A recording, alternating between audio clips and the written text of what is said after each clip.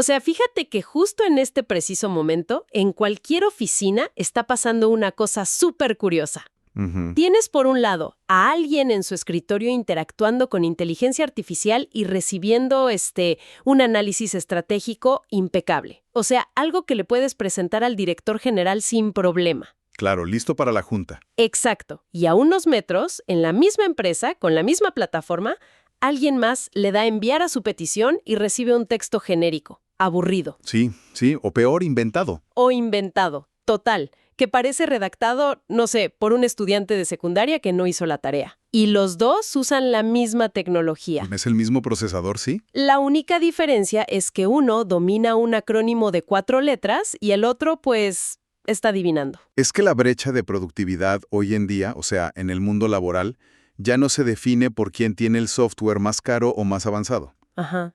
El exceso ya se democratizó, digamos.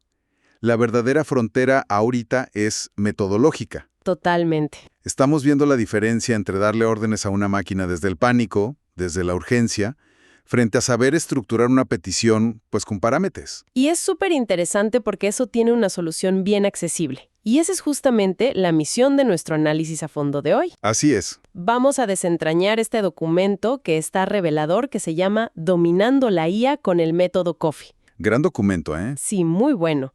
Porque la idea de esta exploración es entender cómo la productividad digital no viene a reemplazarnos. O sea, requiere nuestro criterio para amplificarse. Sí, sí, sí. Y el mayor obstáculo no es la tecnología, es el idioma que usamos. Hay un dicho muy mexicano que menciona el texto y que me encantó. El de ¿en el pedir está el dar? Exacto. En el pedir está el dar. Esa es la regla de oro de la inteligencia artificial. Y es que ese dicho resume el error más grande que comete la gente al adoptar estas herramientas. O sea, se sigue operando con el mito de que la IA es como una bola de cristal. Ándale, como si fuera magia. Sí, como un ente omnisciente que por telepatía sabe lo que necesitas en tu oficina. Y no. Tras bambalinas, pues son modelos de lenguaje gigantescos. Ujú. Su función es básicamente predecir la palabra que sigue, matemáticamente. O sea, pura estadística. Exacto. Entonces, si le das una instrucción ambigua, pues el cálculo de probabilidad se va por todos lados y te va a respuestas mediocres. Claro. El cambio real ocurre cuando dejas de ver a la máquina como un mago adivino y la tratas como a un asistente súper capaz, pero que no tiene absolutamente nada de iniciativa. Ni sentido común. Cero sentido común. Fíjate que el instinto natural, cuando tenemos una herramienta tan rápida, pues es escribir rápido. O sea, uno pone, ayúdame con un reporte y ya. Clásico. Pero usar esta tecnología así, sin estructura, es haz de cuenta como subirte a un taxi en medio de la Ciudad de México, Uy, no. cerrar la puerta y gritarle al chofer, ¡maneja! Y sin decirle a dónde. Sin decirle a dónde. Y obviamente el chofer pues va a arrancar, ¿no? Sí, su trabajo es avanzar. Por más buen motor que traiga el coche o experiencia que tenga el taxista, si no le das coordenadas, te va a dar de vueltas por la misma cuadra. Te va a meter al tráfico. O te lleva a un destino que nada que ver. Y lo más irónico de todo es que luego nos enojamos con el chofer. Exacto. Decimos qué mal servicio, la inteligencia artificial no sirve. Cuando la culpa fue nuestra por no ser claros. Totalmente. Y bueno, para evitar este viaje a la frustración, el documento introduce esta estructura, el framework COFE, COFE. que es contexto, objetivo, fuentes y expectativas. Ujú. Es una estructura que, literal, obliga a pensar antes de teclear. Y viendo los ejemplos corporativos en las fuentes, o sea, la diferencia es abismal. Cambia todo. ¿Por qué no desglosamos cómo funciona esto? Empezando por la C. Órale, va. La C es de contexto. Básicamente es darle un papel, o sea, una identidad a la IA antes de pedirle cualquier cosa. Ajá. Es decirle quién es, desde qué silla está operando, en qué empresa. Y ojo, no es nomás un juego de roles así divertido. No es para jugar a las escondidas. Exacto. Es para establecer los cimientos del vocabulario. O sea, pedir un correo desde la perspectiva de, digamos, un practicante, genera palabras muy distintas a si le dices que es el director de finanzas exigiendo el cierre fiscal. Claro, el tono cambia por completo. El texto trae un ejemplo súper bueno de recursos humanos. El de la encuesta de clima, ¿no? Ese. O sea, imagínate que necesitas una encuesta de clima organizacional. La instrucción pobre, la del taxi a ciegas, sería teclear «hazme una encuesta de clima laboral». Y te va a dar algo súper genérico. Un cuestionario estéril, aburridísimo. Pero con el método Coffee, la instrucción cambia a, y cito, «Soy el gerente de recursos humanos de una planta manufacturera de 300 empleados en Mexicali». ¡Puf! Ahí cambia todo. Y aquí, a ver, yo te pregunto, porque al principio me hizo dudar. O sea, ¿de verdad importa tanto inventarle toda esta identidad? Sí, muchísimo. Es que yo pensaría, ¿qué le importa a la máquina si la planta está en Mexicali o en Monterrey? O si son 300 o 50 empleados. Parece que nada más estamos perdiendo el tiempo tecleando relleno. Es que fíjate, parece relleno, pero a nivel de algoritmos es el filtro más importante. Ah, sí. Sí, porque al especificar planta manufacturera en Mexicali, estás acortando drásticamente su universo de palabras. O sea, ya no busca en todo Internet. Exacto. Si solo pides la encuesta, pues va a promediar sus datos y te va a preguntar cosas de startups tecnológicas, tipo, ¿qué opinas de los snacks en la cafetería? O cómo ves el código de vestimenta. Recalcula todo. Entiende que hay operarios, turnos rotativos. Claro. Sabe que allá hace un calor extremo, entonces pregunta sobre cómo afecta la temperatura a la fatiga. Entiende que la seguridad industrial es clave. Le estás dando raíces al análisis. Wow, o sea, es fascinante porque va en contra de lo que siempre hacemos, que es tratar de escribir lo menos posible para ahorrar tiempo. ¿Sí? Queremos todo peladito y en la boca. Exacto. Y aquí, invertir, no sé, 10 segundos más en detallar el contexto transforma el resultado de un formulario super X a algo empático con los operarios de la fábrica. ¿Tal cual? Pero bueno, ya tenemos al actor con su disfraz de gerente de Mexicali. Ya está en el escenario. Pero si no tiene guión, pues no hace nada. ¿Cómo pasamos de esa identidad a la acción real? Ah, pues allí entra el segundo pilar, que es la O. Objetivo. La O de objetivo. Una vez que sabe desde dónde habla, tiene que saber exactamente qué va a hacer. Y aquí, el verbo es el rey. El verbo, claro. Si hay ambigüedad, destruyes el resultado. Como decíamos hace rato, pedir ayuda es el peor error. La máquina no sabe si ayudar es hacer un resumen, darte una crítica, calcular algo. En el documento viene un caso de nómina que está genial. Sí, el del analista. Ajá. O sea, en lugar de decir, ayúdame a integrar a un nuevo empleado, que es súper vago, la instrucción COFE es, necesito un plan de onboarding para un analista de nómina. Y suena simple, pero la palabra plan cambia el juego. ¿Por qué? O sea, ¿qué hace la IA cuando lee plan? Es que en el modelo de lenguaje la palabra plan tiene, digamos, una estructura implícita. No te va a escribir un ensayo filosófico sobre lo bonito que es recibir empleados. ¡Ay no, qué horror! Las 3 páginas de paja. Exacto. Al pedir un plan, la máquina sabe que tiene que haber hitos cronológicos. Te va a desglosar qué pasa el día 1, qué pasa la semana 1, el mes 1. Ya te da tareas específicas. Te da una lista verificable. Define el esqueleto operativo. Y eso, como dices, te salva de las murallas de texto. Uy, sí. Cuando la IA se pone a divagar explicándote qué es la nómina y tú de ya sé qué es, por eso te estoy pidiendo el documento. Te ahorra tener que leer 3 páginas para sacar un solo párrafo útil. Al delimitar el objetivo de forma así quirúrgica, cortas toda esa paja. ¡Qué maravilla! Entonces ya llevamos contexto y objetivo. ¿Sabe quién es y qué meta tiene? Pero aquí hay un punto crítico. ¿De dónde saca la información para armar ese plan o esa encuesta? Porque aquí es donde mucha gente que usa la IA en el trabajo fracasa y a veces hasta de forma súper peligrosa. Sí, los famosos errores. Y ahí entramos a la F de fuentes, Ok. que es el ancla de la realidad para la IA. Es tu materia prima. Y es el único antídoto comprobado contra las alucinaciones. Este término de alucinar se escucha muchísimo. O sea, cuando la máquina te miente, pero con una seguridad que hasta le crees. Te miente viéndote a los ojos. Ándale. Pero, a ver, ¿por qué lo hace? ¿Por qué una supercomputadora tan avanzada de pronto se inventa un dato legal o un número? Pues regresamos a lo mismo. Es un motor que predice texto. No es una base de datos normal, de esas que buscan un archivo en un disco duro. Ajá. Está diseñada para complacerte completando patrones de palabras.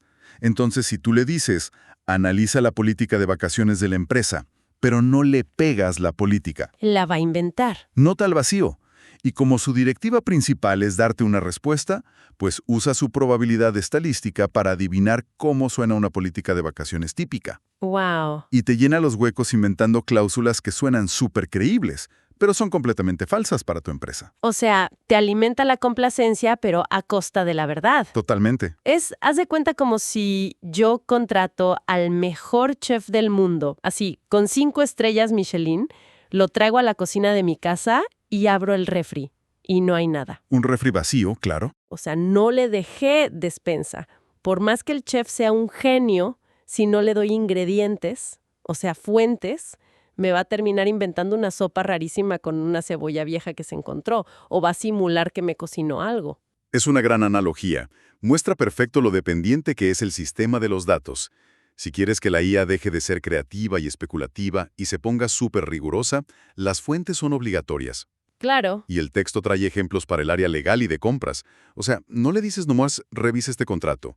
Le dices, analiza el documento adjunto o el texto que te pego aquí abajo.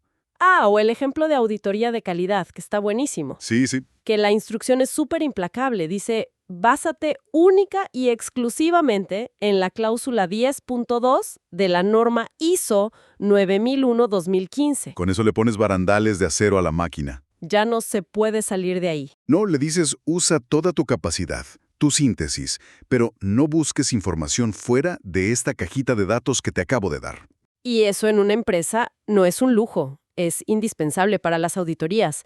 O sea, necesitas saber exactamente de dónde salió cada conclusión. Así es. Sin fuentes tienes ciencia ficción. Con fuentes tienes análisis profundo. Me encanta. Entonces, ya tenemos los ingredientes listos, el chef ya sabe que es el gerente del restaurante y tiene clarísima la receta que va a cocinar. Todo listo. Cualquiera diría que ya, ¿no? Le damos Enter y terminamos. Pero nos falta la E. La E de expectativas. Exacto. Y aquí yo te preguntaría algo muy válido. Si el sistema es tan inteligente, si ya le di contexto, el objetivo y mis datos precisos, ¿por qué lo tengo que llevar de la mano para que me presente el producto final? Pues por la fricción digital. ¿No debería ya saber cómo formatearlo por sí sola? Es que una cosa es que la información esté correcta y otra muy diferente es que sea operativamente útil en ese instante. Las expectativas te definen el formato, la extensión, el tono. Claro, el empaque. Exacto. O sea, piensa en quién va a leer eso. ¿Es un correo para un directivo que no tiene tiempo? Pues le pides que no pase de 150 palabras. ¿O es algo súper formal, sin saludos? O tal vez necesitas comparar cosas técnicas y ocupas un formato específico. Volviendo a lo de la planta en Mexicali de recursos humanos, el método Coffee te sugiere cerrar la instrucción con algo que suena súper simple. Dice, genérame 8 preguntas en escala del 1 al 5, más una pregunta abierta al final, formato de tabla. Ese formato de tabla vale oro. Oro molido. Sí, es precisión pura. 8 preguntas, ni 10 ni 5. Escala del 1 al 5. Y luego el empaque. Ese formato de tabla. No es nada más para que se vea bonito. No, te ahorra la vida. Cualquiera que se la pase en trabajo administrativo sabe que tomar un bloque de texto así, plano, que te escupe la computadora, y pasarlo a Excel, Uy, quitarle viñetas, acomodar celdas, limpiar el formato, la famosa talacha. es una talacha horrible. Y es donde más errores de dedo hay. Es trabajo manual que cero agrega valor. Totalmente. Al exigirle a la IA el formato de tabla desde la primera interacción, eliminas toda esa talacha. El resultado lo puedes usar en el milisegundo en que se generó. O sea, eliminas la fricción entre tener la idea y poder usarla en la vida real. Eso es dominar la productividad digital. Pues bueno, ya vimos las piezas sueltas. Contexto para la identidad, objetivo para la acción, fuentes para no alucinar y expectativas para matar la talacha. Sí, las 4. Es hora de ver cómo opera toda esta obra maestra en conjunto. Y el documento nos pone un escenario de mucha presión, donde estas herramientas de verdad demuestran si valen la pena o no. El caso de la causa raíz en producción, ¿no? Ese mero. Análisis de causa raíz en una línea de producción. Fíjate, en el mundo industrial, que se te pare una línea de producción es estar quemando miles de dólares por minuto. Sí, el pánico es real. Entonces, las respuestas que necesitas tienen que ser precisas, inmediatas y listas para que gerencia tome decisiones. Y el texto nos arma el, digamos, prompt perfecto paso a pasito. Y cuando lo escuchas todo junto, de verdad dimensionas el poder que tiene. Empieza con la C de contexto. Soy supervisor de producción en una planta de alimentos. Ya le diste el rol. Pasa a la O de objetivo. Necesito documentar un análisis de causa raíz usando la metodología técnica de los 5 porqués. Directo a la acción. Luego, la F de fuentes. El problema es que el equipo de empaque se detuvo 3 veces el día de hoy, causando un total de 2 horas de retraso en el programa. Los datos duros. Y cierra blindándolo con la E de expectativas.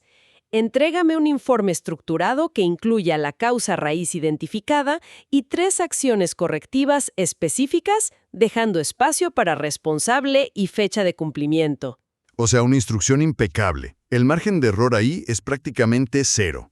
Y hace el contraste mental de ese nivel de control frente a lo que hace la mayoría cuando hay una crisis. Abres el chat, tecleas temblando, ayuda urgente, la línea se paró otra vez, ¿qué hago? Y las consecuencias de hacer eso son fatales. Pues sí. Porque el sistema va a recibir esa instrucción vacía, pero supercargada de estrés.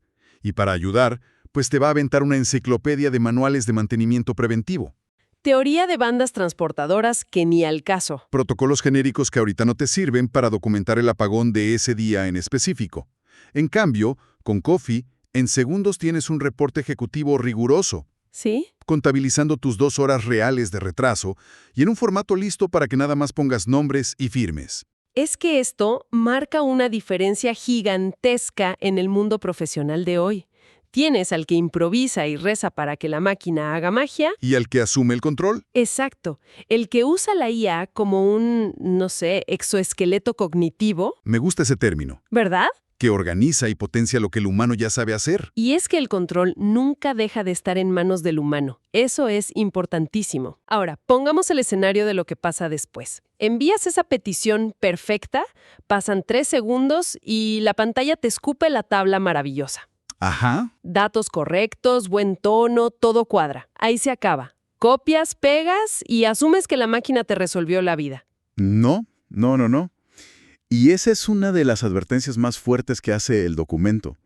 Pensar que el proceso termina con la primera respuesta es un error, garrafal. ¿De verdad? Sí, o sea, por más perfecta que sea tu instrucción, Coffee, lo que te dé la IA se tiene que tratar siempre invariablemente como un borrador inicial. O sea, incluso dándole fuentes exactas y el formato milimétrico, ¿sigue siendo solo un borrador? Sí, indispensablemente. Porque la herramienta no tiene el contexto implícito de la vida real de tu oficina. Esas cosas que no se pueden teclear. Claro, las políticas no escritas. Exacto. Y por eso el documento hace mucho énfasis en iterar, en rebotar ideas. El peloteo. El peloteo dinámico, exacto. Porque a diferencia de pedirle cambios a una persona, la computadora no se va a cansar, no se va a ofender si le pides 10 correcciones. Ni te va a poner cara fea si le pides que reescriba todo a las 6 de la tarde o un viernes. Exactamente.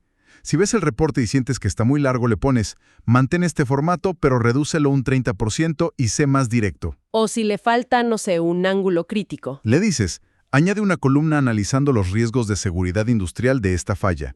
Y listo. Fíjate que esto que dices revela algo muy profundo sobre ese miedo que hay de que la automatización nos va a quitar el trabajo. Ah, sí, el pánico general. Sí. Y la realidad es que la máquina, obvio, es superior procesando textos gigantes o haciendo tablas en un segundo. Eso ni dudarlo. Pero es completamente ciega al juicio de negocios. No sabe leer cómo está la tensión en la sala de juntas. No conoce las grillas o las dinámicas de la fábrica en Mexicali. No tiene esa intuición que te dan los años de trabajar ahí. Exacto. El valor estratégico lo pones tú, el profesional. Cuando revisas ese primer borrador, le ves las carencias y lo vas moldeando hasta que es una solución real. Y esa simbiosis es el corazón de todo esto. La máquina te da la velocidad bruta, y tú, el humano, inyectas el criterio y validas que tenga sentido en la realidad. ¡Wow! O sea, de verdad ha sido una exploración súper reveladora sobre cómo vamos a interactuar con el futuro del trabajo. Definitivamente. Resumiendo un poco lo que vimos en este análisis a fondo, la clave para dejar de frustrarnos y empezar a sacar entregables nivel experto es la disciplina del COFE. Así de sencillo. Contexto para ponerle identidad y tono, objetivo para definir la acción, fuentes para evitar que la máquina empiece a alucinar cosas y expectativas para borrar la talacha manual. Es usar la metodología como un puente para explotar la tecnología.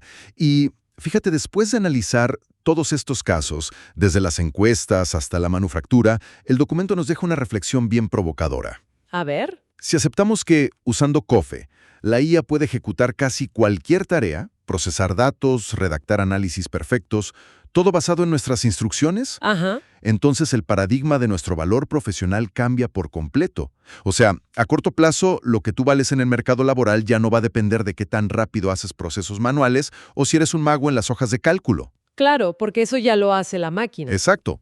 Tu valor va a radicar casi exclusivamente en el nivel de exigencia estratégica que tengas. ¡Qué locura! Y en la calidad y profundidad de las preguntas e instrucciones que seas capaz de formular. ¡Qué fuerte! O sea, es una conclusión que te mueve el tapete de cómo entendemos el trabajo diario. ¿Te cambia el chip? Sí, la ventaja ya no es saber darle formato a la tabla, sino tener la claridad mental para exigir la tabla perfecta, cruzando los datos exactos para resolver un problema de negocios real. Exactamente. Es un pensamiento monumental de verdad, para masticarlo todo el día y aplicarlo mañana mismo en la oficina.